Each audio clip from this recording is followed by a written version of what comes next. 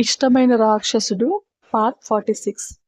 రాధిక దగ్గర నుండి కోపంగా వెళ్లిపోయిన కృష్ణ స్పీడ్ గా బైక్ డ్రైవ్ చేస్తూ ఎవరూ లేని ప్లేస్ లో కార్ ఆపి కోపం, ఆవేశం, చిరాకు, విసుగు అన్నీ ఒకేసారి లోపల విసిగిస్తుంటే గట్టిగా అరవాలని ఉన్నా అరవలేక అవస్థలు పడతాడు. మేడంకి ఏమైనా పిచ్చా? నన్ను లవ్ చేయడం ఏంటి? రాణా సార్కి విషయం తెలిస్తే ఇంకేమైనా ఉందా? ఆవిడ స్థాయి గుర్తు రావట్లేదా? లేకపోతే నాతో గేమ్స్ ఆడుతున్నారా? ఎంత ఆలోచించినా అర్థం కాక పిచ్చి పట్టేలా ఉందని హీట్ ఎక్కిన బ్రెయిన్ కి రెస్ట్ చాలా అవసరం అని బైక్ దిగి వైభవ్ వాళ్ళకి కాల్ చేస్తాడు. ఆస్ట్రేలియాలో ఎర్లీ మార్నింగ్ లేచి కిచెన్ లో కుస్తీలు పడుతున్న మహి, వైభవ్ కృష్ణ కాల్ చేయడం చూసి ఏంటో అనుకొని హలో బావా అని నవ్వుతూ లిఫ్ట్ చేస్తాడు వైభవ్. హాయ్ రా, ఎలా ఉన్నారు? మహి ఎలా ఉంది? సూపర్ అన్నయ్య, నువ్వెలా ఉన్నావు? మేము ఆస్ట్రేలియా వచ్చి 1 మంత్ అయింది. మొదట్లో బాగానే కాల్ చేసావు, లాస్ట్ వీక్ నుండి అడ్రస్ లేవు. అంతేలే, మమ్మల్ని మర్చిపోయావు. అరే మహి, మిమ్మల్ని మర్చిపోతానా? వర్క్ బిజీరా, నీకు తెలుసు కదా, ఫ్యాషన్ షో కోసం క్యాలెండర్ రెడీ చేశామని. అందుకే కాస్త బిజీరా, సారీ, మళ్ళీ రిపీట్ అవ్వదు. హా, ఈసారికి వదిలేస్తున్నాను, మళ్ళీ రిపీట్ అయితే నేను నీతో మాట్లాడి. ఓకేరా, కూల్ అని మహితో, వైభవ్తో మాటలు మొదలుపెట్టి తన కోపాన్ని కొంచెం కొంచెం వదిలేస్తాడు కృష్ణ.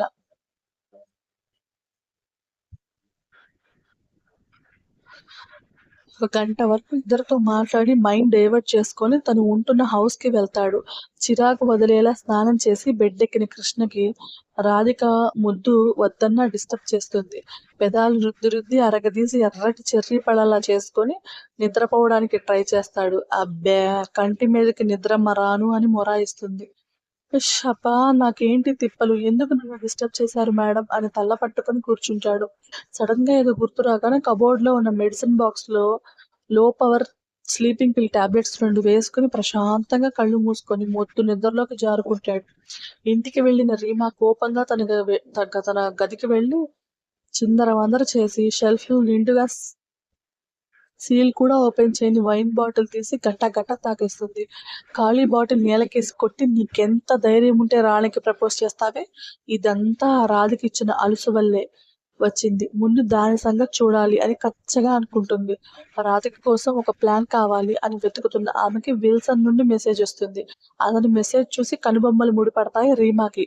నువ్వేం చెయ్యాలో నేను చెప్తాను, రేపు మార్నింగ్ 11కి సేమ్ ప్లేస్ కి వచ్చేయి అని ఉన్న మెసేజ్ చూసి వీడెవడో రాధిక ఎనిమిలా ఉన్నాడు, నేనేం చేసినా వీడి మీదకి తోసేసి ఎస్కేప్ అవ్వచ్చు అని కసిగా నవ్వుకుంటుంది. రీమా ఆలోచన గెస్ చేసిన విల్సన్ తమాషాగా నవ్వుకుంటాడు.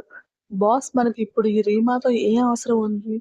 తన చైల్డిష్ రివెంజ్ కోసం మనం హెల్ప్ చేయాలా అంటున్న కెవిన్ మాటలకి దేనికి తొందరపడి మాట్లాడక కెవిన్. రాధిక లాంటి లేడీని ఢీ కొట్టాలి అంటే చిన్న చిన్న ఇటుకలు కలిపి ఒక పెద్ద గోడ కట్టాలి. అందులో ఈ రీమా అనే ఇటుక ఒకటి. బీ రిలాక్స్ అని వెళ్ళిపోతాడు విల్సన్. కెవిన్ మాత్రం విల్సన్ ప్లాన్ చాలా పెద్దదే అని ఫిక్స్ అవుతాడు.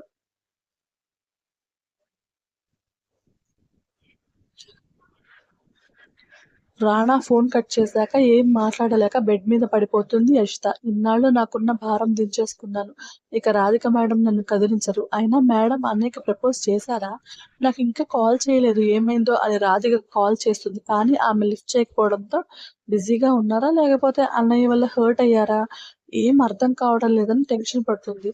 అలా రాత్రి మొత్తం రాధిక గురించి ఆలోచిస్తూ నిద్రను వదిలేస్తుంది యషిత. ఉదయం ఫాస్ట్ గా లేచి ఫ్రెష్ అయ్యాక టెంపుల్ కి వెళ్లి సాగర్ కి కాల్ చేస్తుంది ఫాస్ట్ గా రమ్మని.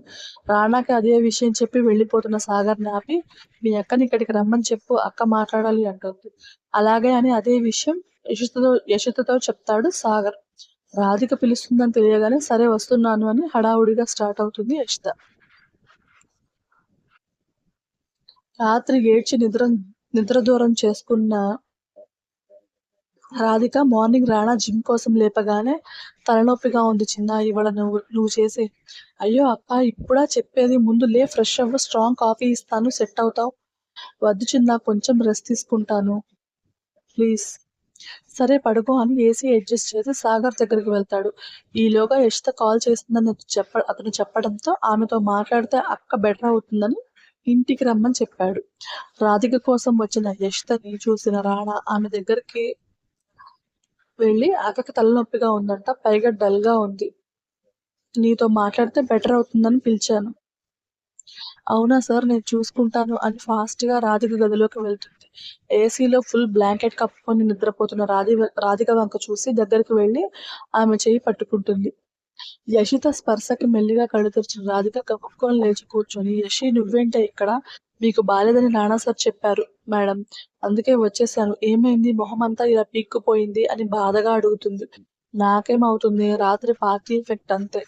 నా దగ్గర అబద్ధం చెప్పలేరు మేడం. అబ్బా నిజమేనా తల్లి, ఎలాగో వచ్చావు కదా, నీ చేత్తో అదిరిపోయే లెవెల్‌లో టిఫిన్ చెయ్.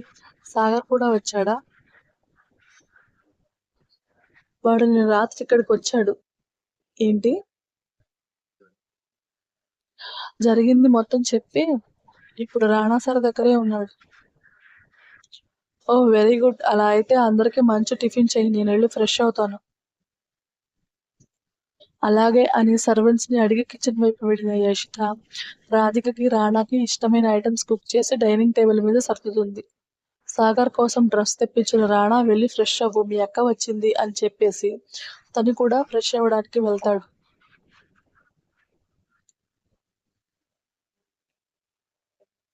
సాగర్ యషిత దగ్గరికి వచ్చి రాత్రి నుండి జరిగింది అక్కకి పూసగుచ్చినట్టు చెప్తుంటే వస్తుంది Radhika. Good morning madam. Morning Sagar. చిన్న ఏడి?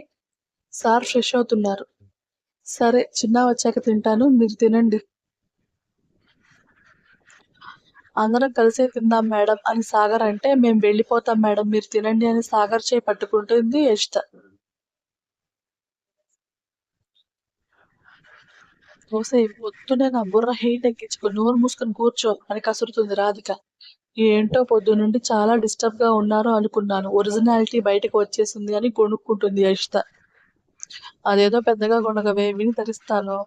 రాణా కిందకి రావడం చూసి కంగారుగా దూరం జరుగుతుంది యషిత. సాగర్. మేడం. తన చైర్లోకి లాగు.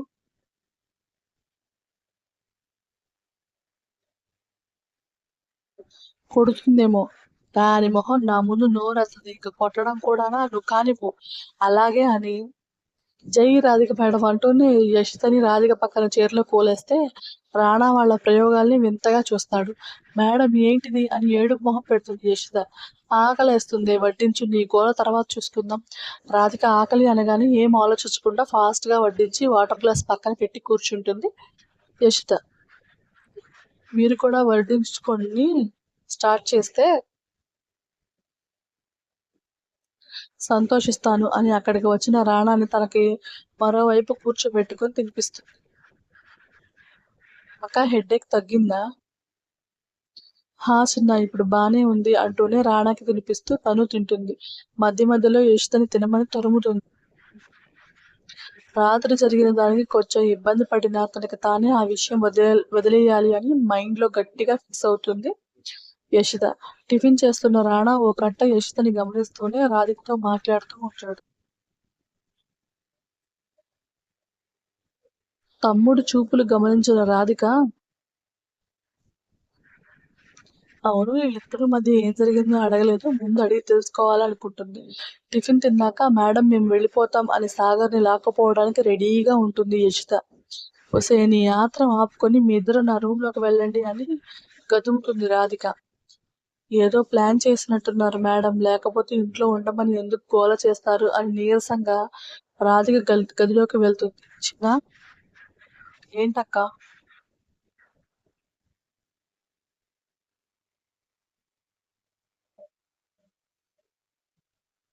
నీతో కొంచెం మాట్లాడాలి. దేని గురించి? మనం ట్రిప్ ప్లాన్ చేసుకున్నాం కదా. హా అవును. సాగర్ యషిని కూడా మనతో తీసుకెళ్దాం. ఒక నిమిషం మౌనం తర్వాత అలాగే అక్క, నీ ఇష్టం అనేసి తన గదికి వెళ్ళిన రాణా లగేజ్ ప్యాక్ చేసుకోవడంలో బిజీ అయిపోతాడు. గదిలోకి వెళ్ళిన రాధిక సాగర్ కి ఏదో వర్క్ చెప్పి ల్యాప్టాప్ ఇస్తుంది. యషితని బాల్కనీలోకి లాక్కుపోయి, ఇప్పుడు చెప్పవే చకోరి పక్షి, ఎందుకు తుర్రుమని ఎగిరిపోవాలి అనుకుంటున్నావు? నైట్ ఏమైంది? ఏం అవ్వలేదు మేడం. రాణా సార్‌కి ప్రపోజ్ చేశాను. వావ్! నిజమా? మరి మా వాడు ఏమన్నాడు? ఏం రిప్లై ఇవ్వలేదు. నేను అడగలేదు. రిప్లై ఇవ్వలేదా? లేకపోతే అసలు ప్రపోజ్ చేయలేదా? రాధిక చెయ్యి పట్టుకొని మీకు అబద్ధం చెప్తాను మేడం.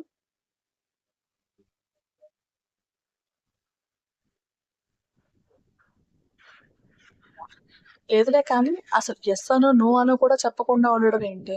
ఏమో మీ తమ్ముడినే అడగండి. అంతే అంటావా? అంతే కదా మరి. సరే నువ్వెందుకు వాడి ముందు నుండి తప్పించుకోవాలనుకుంటున్నావు? మేడం రాత్రి అలా ప్రపోజ్ చేసి ఇప్పుడు సార్‌ని చూస్తే కొంచెం ఇబ్బందిగానే ఉంటుంది. హో! అలా అంటావా? అలాగే అంటాను కానీ, మా అన్నయ్య ఏం రిప్లై ఇచ్చాడో ముందు అది చెప్పండి. కృష్ణ మాటలు గుర్తొచ్చిన రాధిక వెంటనే వెనక్కి తిరిగి కన్నీళ్లు ఆపుకుంటుంది.